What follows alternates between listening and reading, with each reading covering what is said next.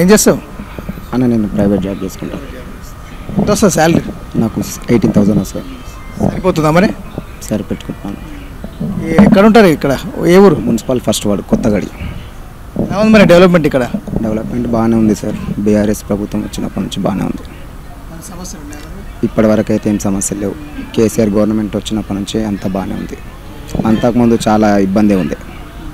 ఇప్పుడు మళ్ళీ ఎమ్మెల్యే గారు గెలిపించుకున్నారు కదా, ఎమ్మెల్యే అందుబాటులో ఉంటున్నారు? అందుబాటులో ఉంటున్నారు సార్. ఎనీ టైం అంటే డైలీ 1 గంట సేపు అయినా ప్రజలు అందుబాటులో ఎమ్మెల్యే సార్ కంపల్సరీ ఉంటారు. ఏ సమస్య వచ్చినా ఆయన దగ్గరికి వెళ్ళి కంపల్సరీ చేస్తారు సార్. ఏ సమస్య వచ్చినా 100% అయినా సాల్వ్ చేస్తారు. దానికి సొంత మిల్లు ఆగిరా? మా సొంత మిల్లే సార్. రేషన్ సరిగ్గా వస్తుందా? వస్తుంది సార్ రేషన్. డబుల్ బెడ్రూమ్ ఇట్లా రాలేదు, అభివృద్ధి కార్యక్రమాలు జరగట్లేదని చెప్పేసి